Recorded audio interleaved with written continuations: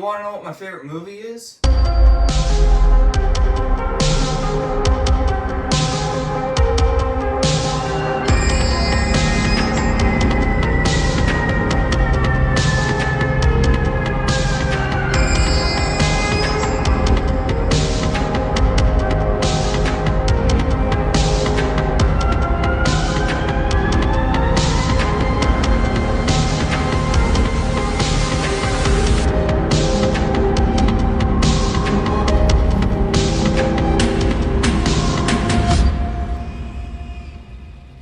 Alright, I already know that this video is going to be long as hell, so let's get started. Hi, I'm Cone, and you know, I'm a spooky boy. I like the spooky things. You know, I like the Freddys, the Jasons, and the Mikey Mai-Mais, but most of all, Leatherface. Why? It's mostly because, you know, I'm a Texas boy. I like the Longhorns, the Armadillos, the Dr. Peppers. Man. Damn, I really like Dr. Pepper. Damn.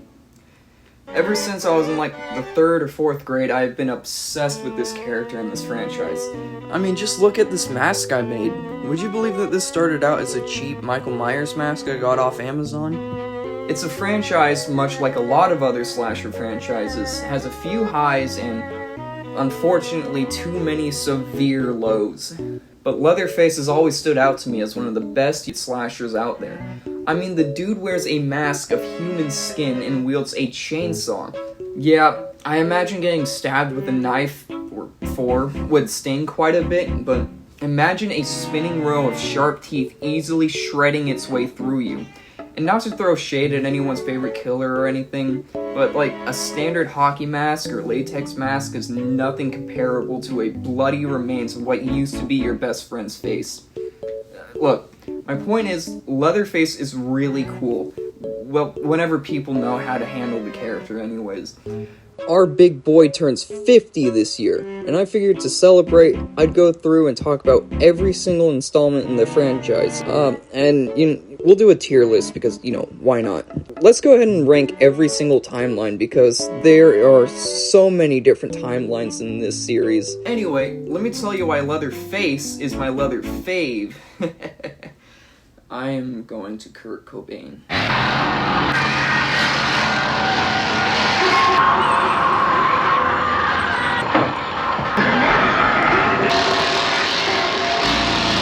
There's no other horror movie quite like the Texas Chainsaw Massacre. Today we're all familiar with the formula for slasher flicks. You have a group of victims that get killed off one by one, and as the movie goes on, eventually it ends with one survivor. Before this movie, that formula didn't exist. Back then, most horror movies were about monsters like Frankenstein or Dracula. Then the Texas Chainsaw Massacre founded the formula we know today, which was further popularized with Halloween, Friday the 13th, and so on. Though this movie founded the slasher conventions, this movie's nothing like slashers we're used to. I'd go as far as to say that this is more of an art house film. Most slashers have nearly invincible antagonists, some from other worlds, and some that come in dolls. There's always a sense that the movie you're watching can't actually happen. Someone can't turn themselves into a doll to hide in plain sight, someone can't murder you in your dreams, and no one can survive 6 rounds to the chest, or being burned alive, or resurrected. The antagonists in this movie are just people, like you and me, and sometimes people are the scariest thing out there. Though we are capable of so much love and beauty, some people are capable of so much dark and horrific things. That's what differentiates this movie from all others. It's realism. Things like this can actually happen. And for the most part, it actually has. The Texas Chainsaw Massacre marketed itself as being a depiction of an actual event. Misinformation. What? Misinformation. The director and writer Tobe Hooper was inspired by the true crimes of Ed Gein.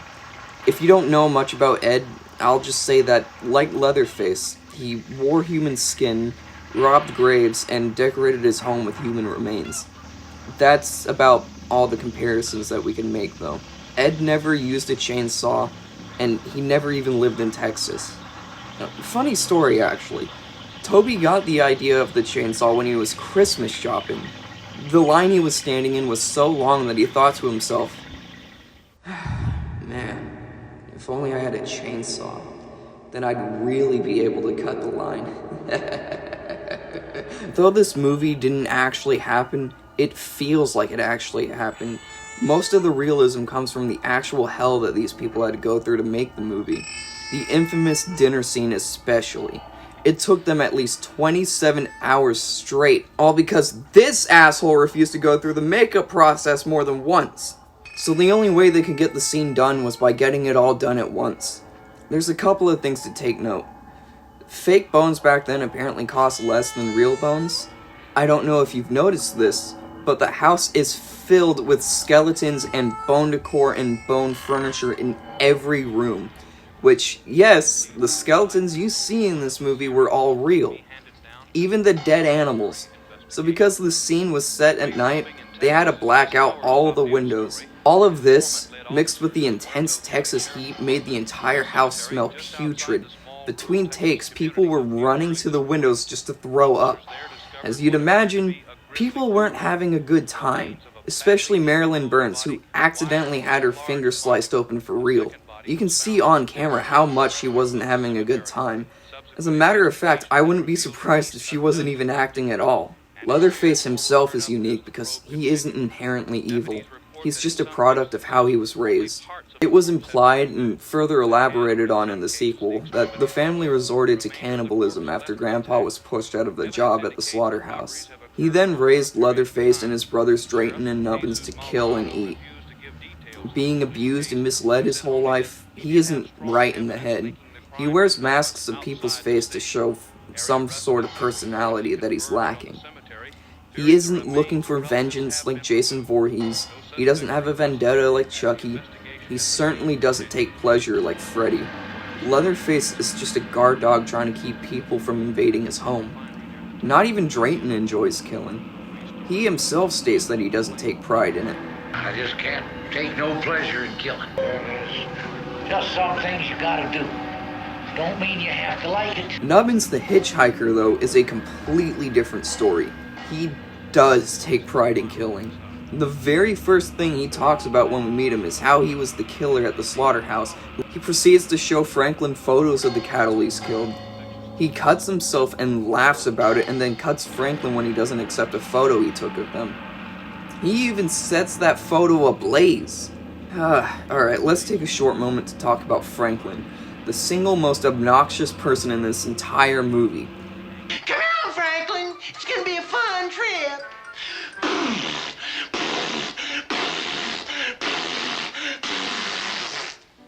Everybody hates Franklin because of how annoying he is. Even the cast couldn't stand him. Paul A. Partain played Franklin off camera as well so he wouldn't accidentally slip out of the character. Because of this, nobody on set wanted to be around him, so he'd eat lunch by himself and everything. But you have to understand that Franklin is supposed to be obnoxious. His insistent whining and complaining helps contribute to the madness of the movie. It helps us, the audience, feel the frustration that Sally feels. I was personally never annoyed by Franklin, though. I'm one of the few who feels bad for him. I mean, the man just can't get a break. He's in a wheelchair. At the very beginning of the movie, he has an accident. He gets attacked by a stranger, and is just overall having a really bad day, which soon becomes his last. Sally, I hear something. Stop. Stop.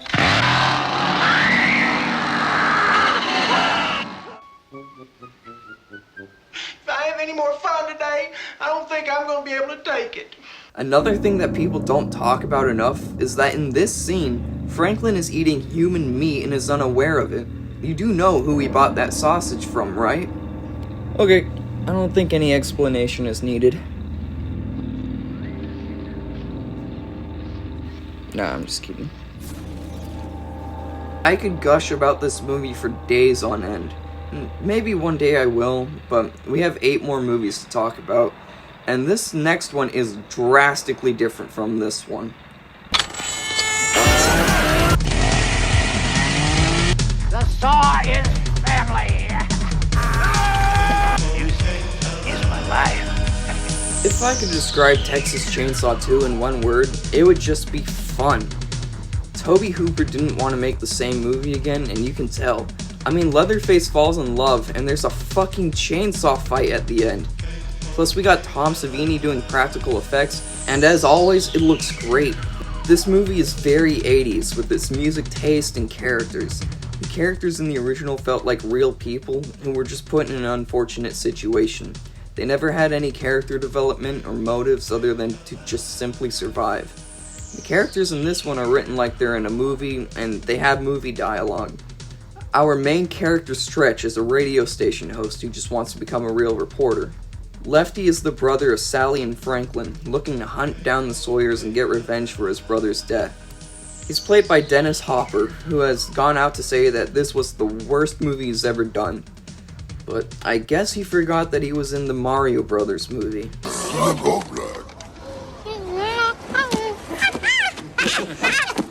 Monkey! This is the movie that features the fan favorite Chop Top, played by horror legend Bill Moseley from Rob Zombie's Firefly trilogy, Army of Darkness, and Prisoners of the Ghostland. He's Nubbin's twin brother who served in Vietnam and came back home with a metal plate in his head. He just loves picking at the open skin and eating small pieces off his head. And most of all, music is his life. Lick my plate, you dog dick! It's like death eating a cracker, isn't it? Oh, man! Leatherface in this one, although still very childlike, is a lot more expressive and silly in this one. He ends up falling in love with Stretch, dancing with her, dressing her up, and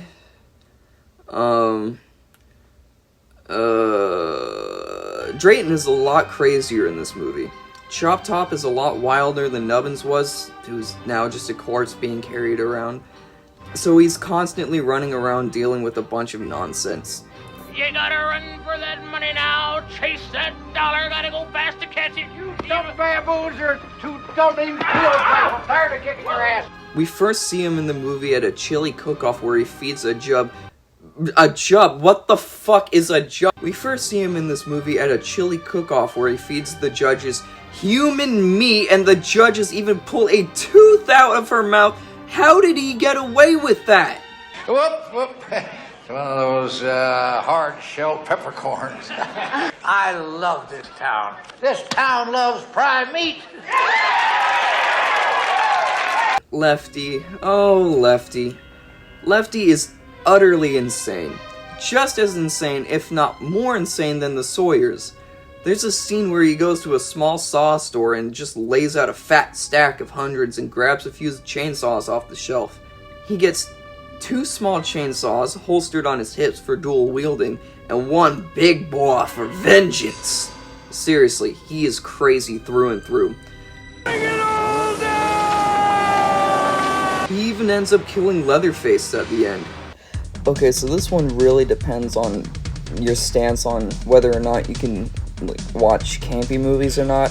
But, I mean, I can watch campy movies all day, so this one is going right there. It's a very fun movie.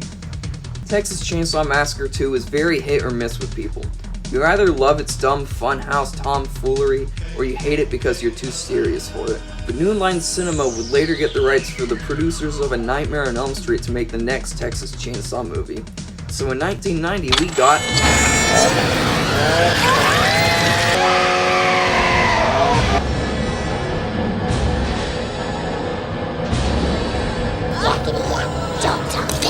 Hey, wait, didn't Leatherface die in the last one?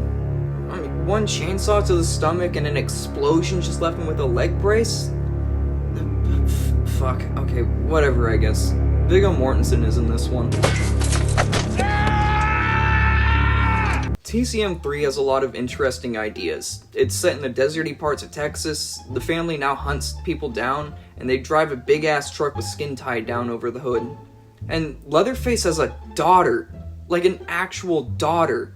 Like, that's cool and all, but there's one small issue with this movie. It's just so boring. But a legend is forever.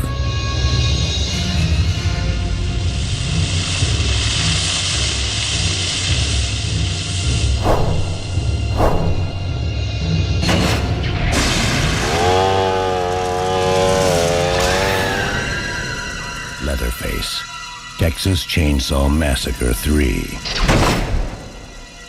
Now, from the producers of A Nightmare on Elm Street.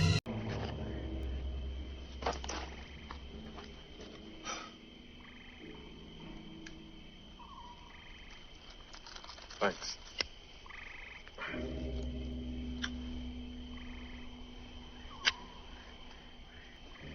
Our two main characters in this one are just two planks of wood. I've seen every Texas Chainsaw movie at least 5 times each, and I can't for the life of me remember these people's names. Hell, as of writing this, I've watched it last night and I still can't remember their names. They're both constantly bickering and fighting with each other, and these two suck at acting, and we follow them for most of the movie. Why are they doing this to us? Ryan, This is not happening. it's happening! It's happening to us. Now we gotta change this tire and get out of here. Now. Slow and easy. 'Cause I'm about to fucking lose my mind! We get completely different family members in this one. We've got Tex, who's handsome and charming. I mean, I'm not gay or anything, but god damn. You're the last thing I saw before I died. I die a happy man. We've got Mama, who has a voice box and is bound to a wheelchair. Why are you doing this? You best shut him up or I'll do your talk first. Tinker, who's a tech nerd and is missing a hand. Looks like you had a little mishap. That's progress, boy. Technology is her friend. Then there's Leatherface's daughter. She carries around the skeleton of an infant and uses it as a doll. She's a standout character in this one. No, please don't. Not again. You promised. The next one is mine. Let me do it. I don't see why not. She's naturally childlike, but is very enthusiastic about being part of the murdering. Yakety yak, don't talk back. Because if you don't poke them, then they don't leave. And if they don't leave, we can't feed Grandpa. Silly. And then there's Alfredo, who fucking sucks! He's hyperactive, annoying, and he's all over your face when we first meet him. You get $5. It's only $5. It's a good picture. What do you say? $3.69. Okay, just for you. $3.69. Give it $3.69. No. And he's just a complete and utter pervert. I'm gonna service you real good, man.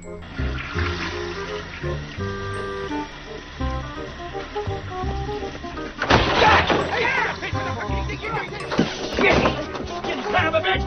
I was only looking at her! She likes it! She likes the bang! Just ask her! I'll do whatever I want here in my place! What's wrong? He's having himself a peekaboo party. Use the star. We also get another horror legend, Ken Foray, who shared the screen with Bill Moseley in The Devil's Rejects. Hey, good morning, sir. How you? How y'all doing? Good morning. Good. What you got for me? Well, we got these long-legged Rhode Island Red chickens. Rhode Island Red? Yeah, them Oh, I like them. I want a Rhode Island Red for me, all right? Yeah, 2 Rhode of them. Island Red, too? Yeah. Now, y'all ain't planning on fucking these chickens, are you?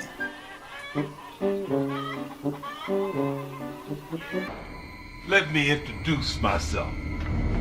I'm Joe Grizzly, bitch. In this, he plays a survivalist named Benny. Now, just hold it. I can handle this. I'm prepared for this kind of thing. But unlike most people in these movies, he's rocking an M16. This makes a very loud bang. And an awfully big hole.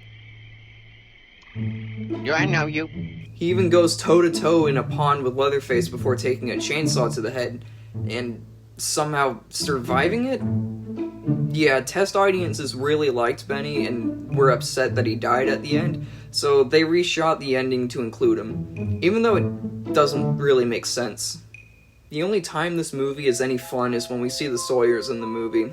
In the last two, they were always screaming at each other, but in this one, we see them care for each other. Tex and Tinker prepare food together and are 100% fucking each other. I wish you'd call me Tex. I told you. I'm sorry. God damn it, I'm sorry. How'd you like to do us honor of plugging that whore up? Yes. Tex lets the little girl kill one of the planks of wood. Leatherface in this one listens to music and plays alphabet soup.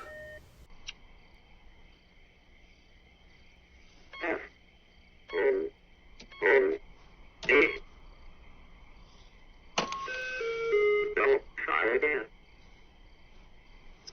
F N N E. Don't try again. But that's about all that's good about this movie because it drags.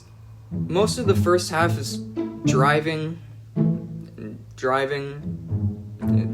more driving, until finally they crash. Then it's just running around the woods at night, then more running, until we get to the house, which is the only entertaining setting. Until we go back to the woods, and then the movie ends. You might be thinking, well, hey, the gore in this movie must be good at least, right? No. The MPAA were strict during this time. You basically couldn't have any gore during this time period, and the movie had to keep cutting and cutting out graphic scenes just to go from an X rating to an R rating. That's also why there's like zero blood in like Friday the 13th Taking Manhattan. But hey, at least we got a short cameo from Stretch, who finally became a real reporter.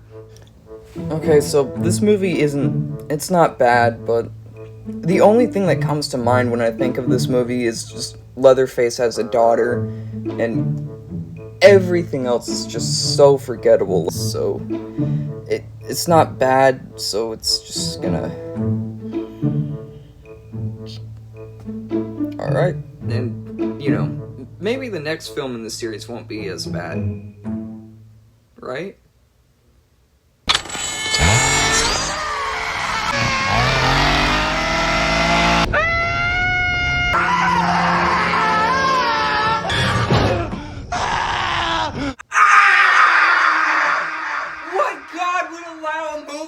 Exist in its kingdom.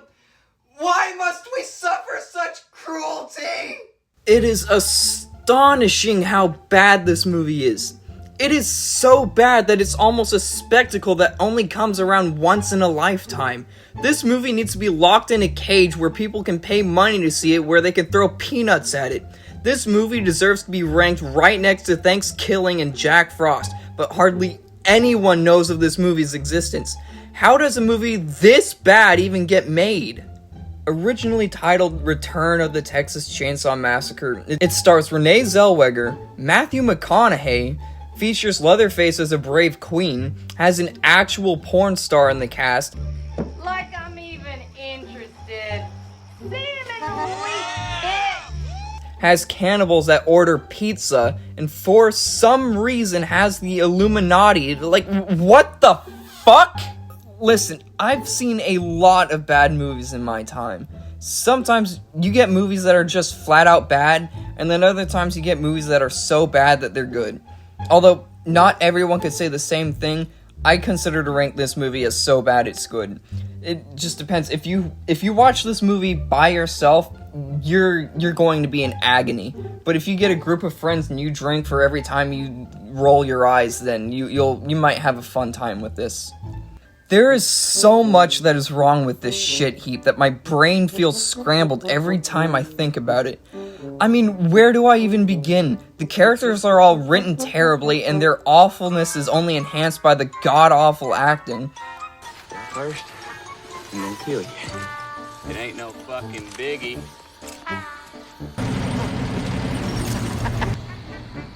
You tired yet, boy? Please, mister, you're scaring me. I'm not hurt. I'm not hurt. Oh, shit. No, he's out there with a chainsaw. No, he had a chainsaw. He was chasing me with a chainsaw. Listen here, it's just local. Please don't hit me. Don't. Don't hit me. Stop. Okay. I wasn't doing anything. I don't know what you're so pissed off about. Barry, I saw you. You were kissing her. Once. I kissed her once. What's wrong with that? Come on, it's like I can't even talk to my friends anymore. I can't believe how possessive you are. Shut up and quit kicking my car. Okay, but I can't breathe. I propose to fight it out on this line if it takes all summer. That's Ulysses S. Grant. Among other evils that being unarmed brings you, it causes you to be despised. That's Niccolo Machiavelli. It is easier to resist at the beginning than at the end. And I have not yet begun to fight. That's John Paul Jones. It steals a ton of sequences from the original movie, like the chainsaw dance at the end, the chasing through the woods to Leatherface's house where the final girl jumps out of the second-story window. Hey, you remember that iconic line from the original? Look what your brother did to that door! Well, they did it in this movie too. Look what your brother did to this door. Matthew McConaughey is the only thing worth watching in this, and that's only because sometimes he does or says shit that's worth laughing at. His agents put pressure on this movie to not be released theatrically, and you can see why. Bullshit. Nobody believes any of it except your idiot girlfriend. It's fucking pathetic. There is nothing to fear but fear itself.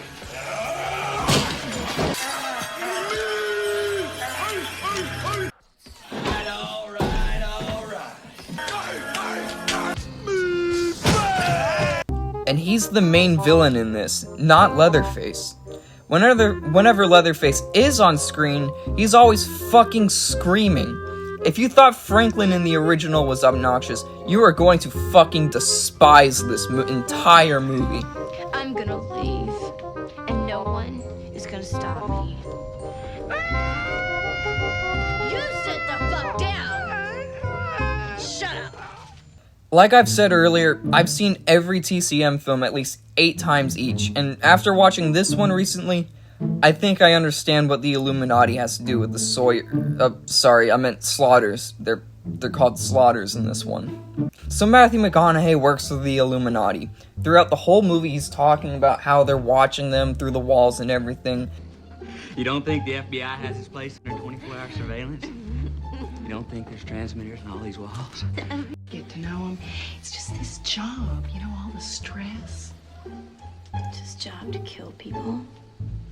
Well, I really shouldn't be telling you this, but you know how you always hear these stories about these people who run everything, but nobody knows who they are, right? Well, it's true. I mean, I never would have believed it, but it's all true. I mean, who do you think killed Kennedy? Government?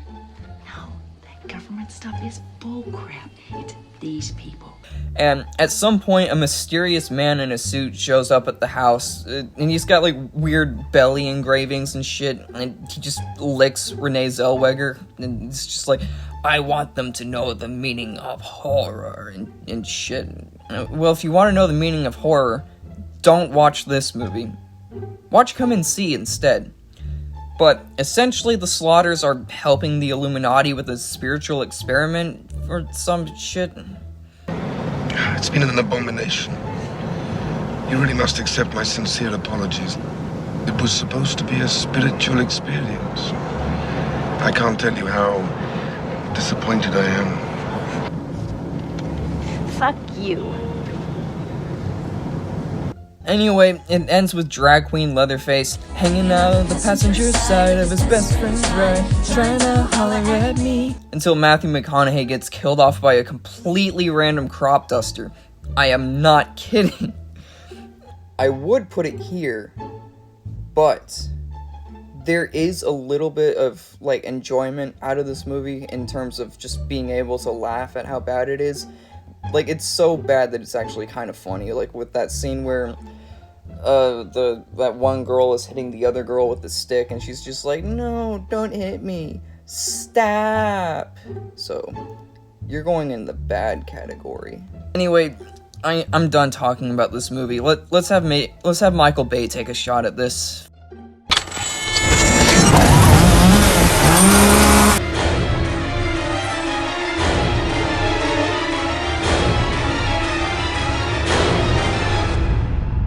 After the complete and utter abomination that was Next Generation, why not just start from scratch?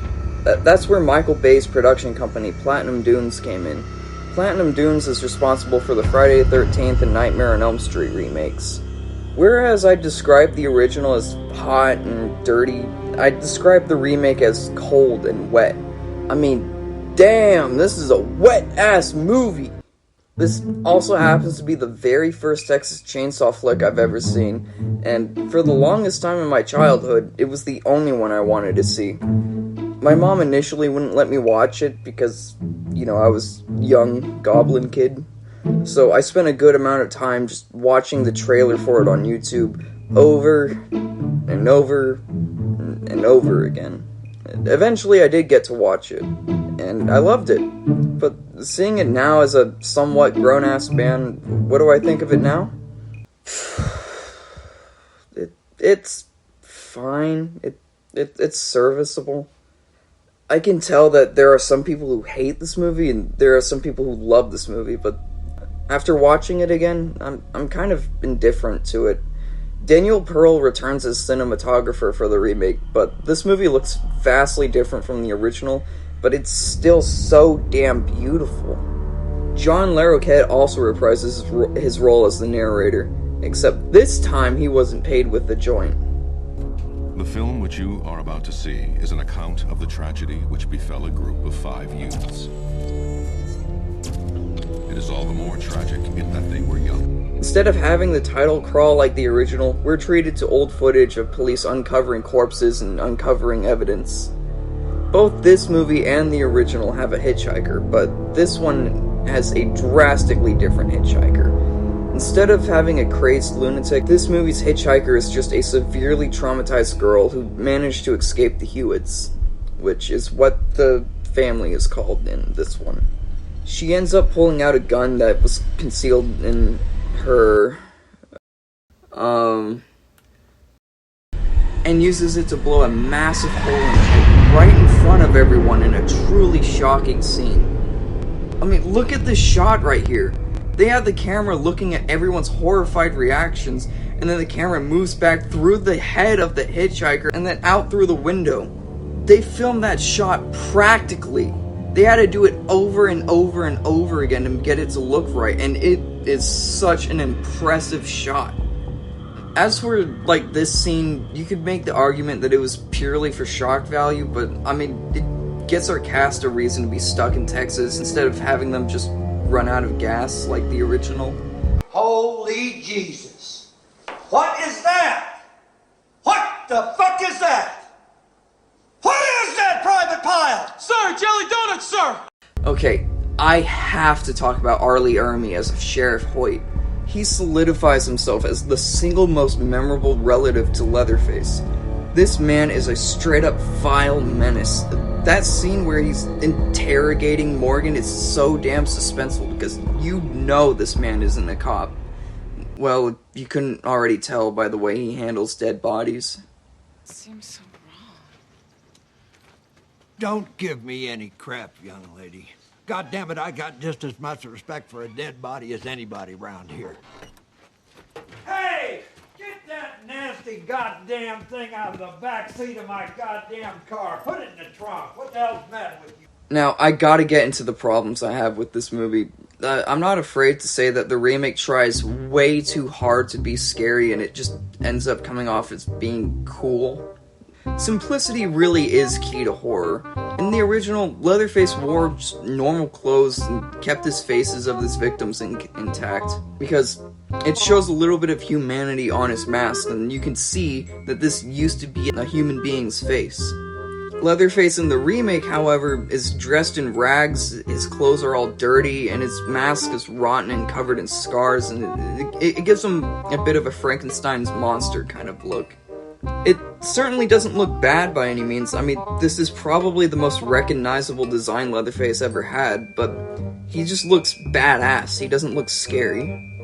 Even though I think this movie is cool, I also think it's dumb at times. Like, when the group takes the body of the hitchhiker to the gas station to call the police, the lady tells them that they're gonna have to drive to an isolated location to meet the sheriff.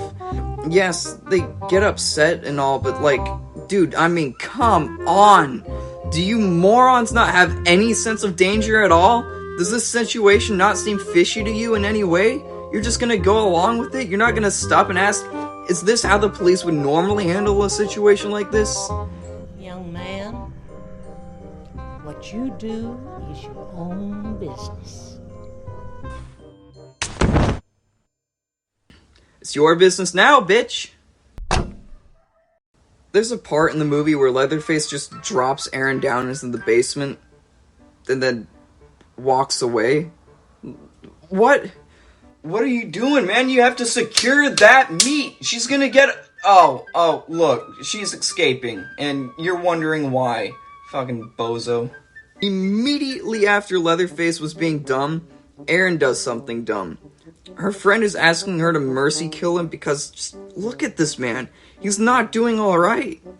And she does so by stabbing him in the gut.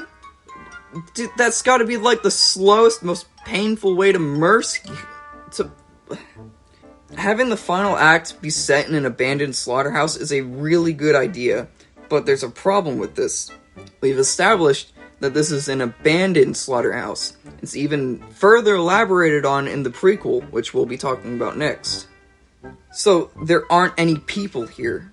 So, why is there livestock in this abandoned slaughterhouse? Why is the power on? The freezers should not be on. That fan should not be on. And the lights should not be on. All of these animals would be dead. Who is feeding them? Am I overanalyzing this? Or has anyone else had this thought? Whatever, just moving on. As nitpicky I am with this setting, it's still cool regardless. Like, we hear a lot of slaughterhouse talk throughout the original movie, so it only makes sense to have the final showdown set in the slaughterhouse. What's even cooler is that Aaron fights back by bamboozling Tommy Boy and chopping his freaking arm off. Like, holy shit, this part goes bonkers mode. His arm is still hanging onto his chainsaw while it spins around on the floor. Like, I low-key feel bad for Leatherface here. This scene shocked me as a kid. Alright, I feel like I've talked about this movie long enough. I don't want to give off the impression that I don't like this one, but every time there's something that I think is really cool about this remake, it's balanced out by something I think is really dumb or mediocre. And this was the remake that kicked off the onslaught of horror movies remakes that just kept going and going and going. So, like, the original kicked off the formula for slasher movies that we know today, and the remake kicked off the trend of remaking horror movies. So, I mean, I guess that's one thing the remake did that the original did. I mean, I'll give it that. Now, I'm gonna be completely honest, this, even though, like, I feel like I should have a lot of nostalgic connection to this movie, I don't, which is odd considering it's, like, the first Chainsaw movie I've ever watched. I'm a little torn between putting it in either good or just okay. And, you know, in terms of it just being a remake, I'll put it right here, because in terms of it being a remake, it's actually pretty decent. So if my opinion on this remake is slightly controversial, then you might not like my view on... Wait! This video is already 40 minutes long. I originally wanted to make one big hour-long video, but I specifically wanted to have this video uploaded on August 18th. So in order to make that date, I had to stop working on the video and split it into 2 parts. I still have 4 more movies and 1 lost movie left to cover, and once part 2 is finished, I'll be uploading it on October 11th. I know, you're very excited for part 2, so I'll make you a deal. You hit the subscribe button with the bell so you know when I post it, and I will consider releasing your family from captivity. No, wait, please don't!